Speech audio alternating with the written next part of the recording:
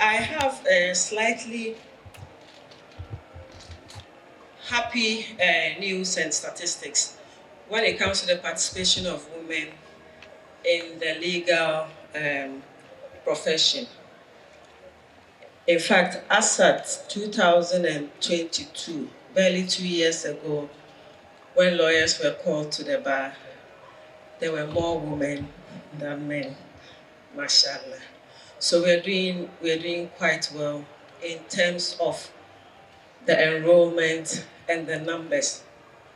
Not only were the women more than the men, the women also took, showed up doing very well, sweeping all the prizes. If you check the internet, you would see that there was a lady who, swept most of the prizes either last year or the year before. So we are doing quite well. So that is the qualification phase. In practice, what happens? So the issues that affect women and the role that we play are multifaceted. So you have qualified, you have come into the job profession. What happens? Are the women paid the same wages and salaries as the men? I don't think so. In my experience as a private legal practitioner, I know that the men get paid more than women for the same work done. So we have a lot of work to do. Now, when I was called upon to speak on this subject, on this topic, I was like, wait a minute. Women participate a lot in nation building, a lot. It's just that our participation is unpaid, our participation is unrecognized, our participation is taken for granted. Because if we are home, even if we are home taking care of children, making sure the home is peaceful so that our men can go out there and work, do we get paid for this? Our reward is always said to be in heaven. Now, why must we talk about this? The first speaker, doctor, has eloquently elaborated all the issues, and so there's no need to repeat them. Now, however, I will take the legal view that as far as the law goes, there is no restriction on empowering or bridging the gender gap.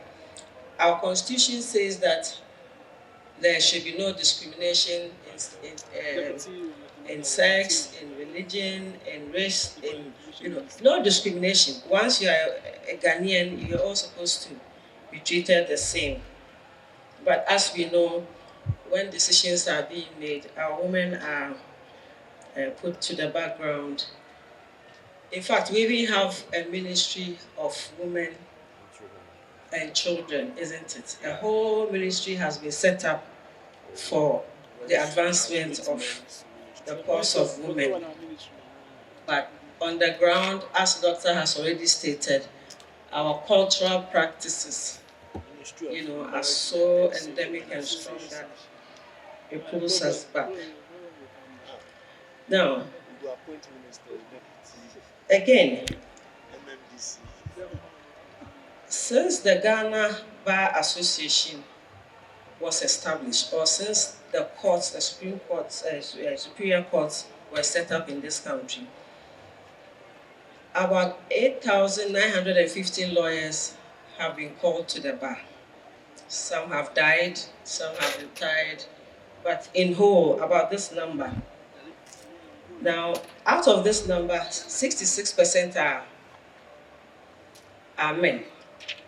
Now, the recent good news means that we are on the way, to bridging the gap, but we are still behind because there are less than 40% of women who are lawyers in this country.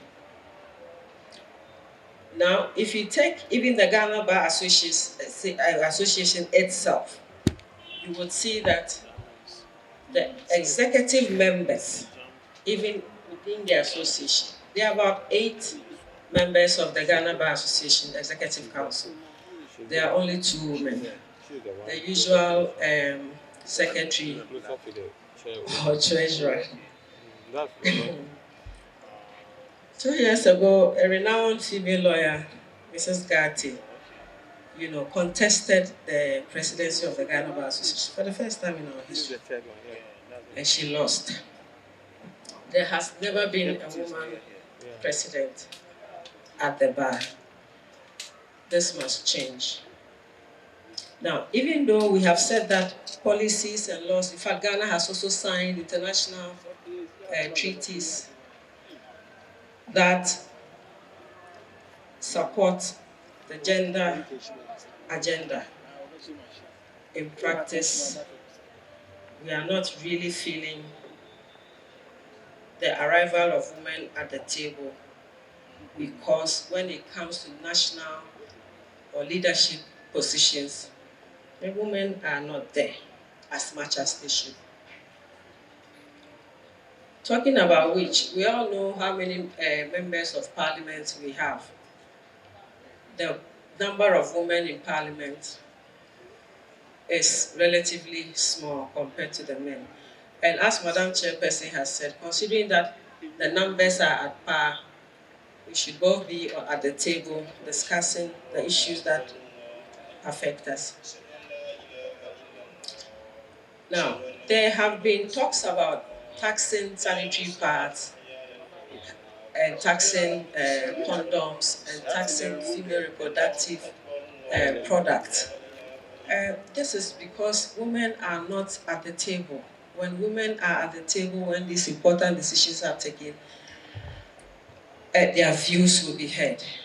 Because if you are a man and you don't know what a sanitary pad means, then you are looking to get revenue for the country, you are easily tempted to say, it's every month they buy, so it's a product that is selling a lot, so tax it.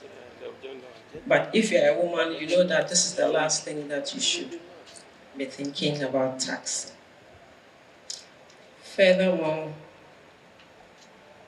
at the judiciary, there are, according to the Ministry of Finance, as of 2021, there are slightly more judges who are men than there are who are women. I'm optimistic. I'm always looking at the progress. In the past 5 years, there have been more female judges appointed than before. So we are making progress, and then we are on our way to being present and participating and making sure that everybody's voice is heard, everybody's concerns are taken into account when we have to take decisions. Now, issues of governance really always relate to those who have the power to take the decisions that affect our lives. And so if there are almost equal number of men and equal number of women in the country, or even in the world, surely we should have more women on the table. Now, the reasons why women are not there have already been well articulated by Doctor, and I wouldn't want to repeat them. But suffice it to say that it affects, everybody on the spectrum. When there are women at the table, the needs of everybody is taken into account. Naturally, women are the mothers, so when a woman is in charge, she's not only thinking about other women, because as a mother, you don't only bear female children, you also give birth to male children, so you take everybody's interest at heart. Now, what can we do? First of all, to the young women, our being here, today's conversation will remind you that you can dream. It is okay to dream. It is okay to dream. You are not mad. Never mind what is going on in your society. Your dreams can come true. There are real female doctors, there are real female lawyers, there are real female judges. There are role models for you to aspire to. So keep dreaming. keep working hard, keep praying, and keep doing your best in all that you do, and you'll be at the table. The other good news is that in the past 10 years, we have had, or less, we have had 3 female chief justices. This is also novel because in the history of our courts, there have been about 27 chief justices, and all of them have been male, except for the last 3. And happy to add that even the current chief justice is a woman. So you have enough to look up to work hard, and then to try and catch up. How do we help? I mean, if women are not showing up, definitely Muslim women or ladies are not showing up on the same margin as other Christian or other religions. And we are always so proud when we see one of our own doing well. We need to personally take up the challenge and help the young women to work hard and to show up at the table and take the decisions that need to be taken. Now, the other good news is that in the public sector, the Bank of Ghana alone employs more than 40 women in their legal department. That is very, very progressive and requires commendation. Apart from that, the other government institutions need to also, emulate the example and make sure that there are more women who are being employed so that we can hear both voices of the creatures that God has made, both man and woman. We can't live without each other, so we need to support each other. In the private legal practice, Madam Chair, I'm happy to also announce that of the 5 biggest law firms in the country, the 5 biggest law firms are the ones who employ more than 30 people. Out of the 5, 3 have females heading those law firms. So very, very impressive and needs commendation. There are also more women in some of the private legal practices than men. So we are making progress. We are getting there somehow. Now, to conclude, I would like to reiterate the fact that it is important to have role models, and so conversations like this should be ongoing. Since the Beijing conference on women, since all the calls in the early 90s about send a girl child to school, send a girl child to school, the girls have gone to school. Thank you, Ghana, for sending the girl children to school. Every proud father of a daughter will tell you, the ladies are good, they're very caring, they show up. The men marry and they run off and you don't see them. So let's continue to put the girl children to school. Let's continue. Women are not a threat to the men, far from it. As I said, women, we are their mothers. And so wherever we are, we represent everybody equally. The common refrain is that when you educate a woman and when a woman becomes independent, she becomes disrespectful, she becomes too proud and arrogant, she this and that. This is not wholly true. A person's character is not enhanced in the West by education. Rather on the contrary. If you have a bad character, whether you are educated or not, your bad character follows you. Let's continue to educate the girl children. And I think that female lawyers should also, help the advocates. There are so many NGOs out there who are advocating for the gender disparity to close up. So hopefully the females should also help each other, help the advocates, take part in the conversations so that we can help more women to show up. Madam Chair, Doctor also mentioned about daycare centers. It's very important. No matter what we do, no matter how educated we are, our primary role is to have the children for the next generation. And when a mother has to choose between taking care of her child and going to work, we put the work aside and feed our babies. So at the workplaces, if we can have daycare centers so that everywhere, private sector, the ministries, so that we will come along every day to work with our children, not too far away. If we need to breastfeed, we feed them. So that at the end of the day, when we close, we carry our children to go. Do you realize the traffic around 3 p.m. when schools close? Everybody's rushing to go and pick their children. But if we are able to build good schools, good centers, within our working environments, nobody will be rushing. We all stay there, our children are nearby. When we close, we carry them, we go home, there's peace.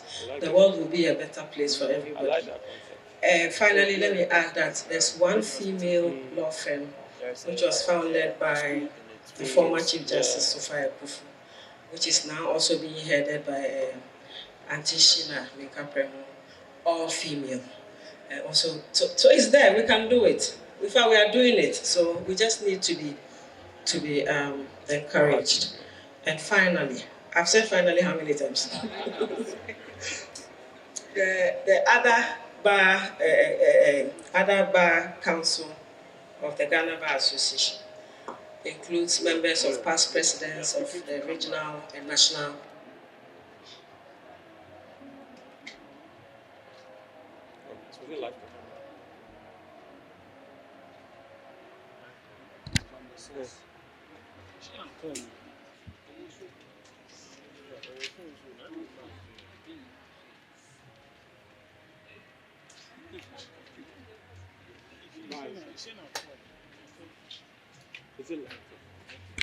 Members of that group, and there's only one woman.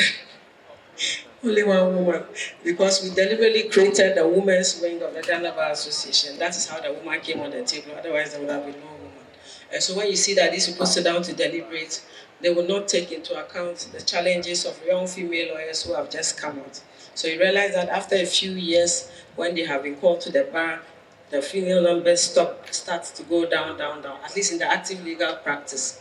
And we need to interrogate that and make sure that our women stay in public discourse and advance the cause of the country.